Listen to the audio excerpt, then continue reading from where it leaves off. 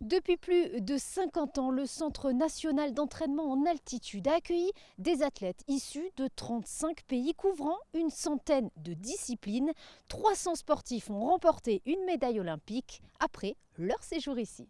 Implanté à 1850 mètres d'altitude au cœur du parc naturel régional des Pyrénées catalanes, il est une référence mondiale dans le domaine de l'entraînement en altitude, comme cette patinoire baptisée Philippe Candeloro. Ce centre offre des conditions optimales dans un environnement exceptionnel.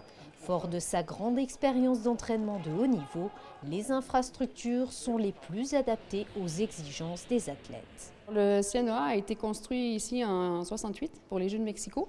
Il a été développé pour préparer les athlètes à l'altitude. Donc, dans un premier temps, c'est un des premiers centres qui a été créé en altitude à cette époque.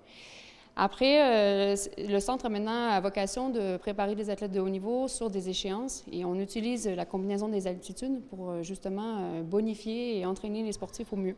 Athlètes permanents et sportifs en stage de préparation y viennent pour élever leur niveau afin de bénéficier des effets positifs reconnus de l'altitude sur l'organisme et ainsi se préparer aux compétitions futures. Ici, on est dans une salle où on peut simuler de l'altitude. Par exemple, là, je vous parle actuellement, on est à 3000 mètres, tous ensemble dans la salle.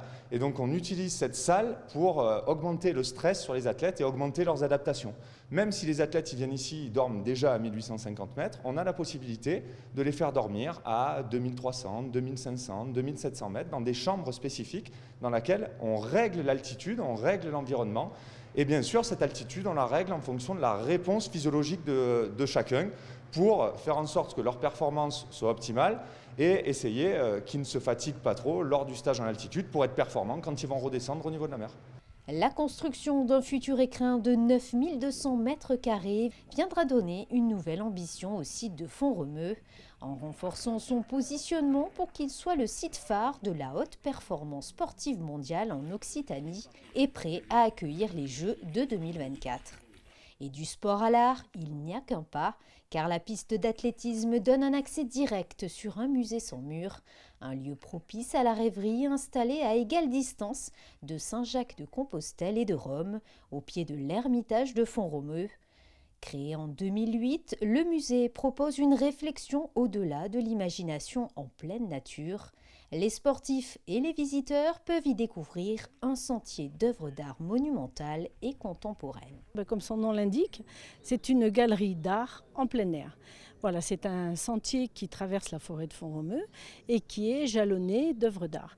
Alors il a une quinzaine d'années maintenant et nous avons voulu justement jalonner ce sentier de sculptures dont vous rencontrerez en vous promenant tous les 25-30 mètres une œuvre d'art. Alors nous avions commencé évidemment avec 1, 2, 3 et aujourd'hui nous avons sur 3 km environ 40 œuvres d'art. Et pour clôturer ce déplacement dans les Pyrénées, le souverain a inauguré cette esplanade du nom du prince Albert Ier en l'honneur de sa venue ici au Grand Hôtel de Font-Romeu en 1920.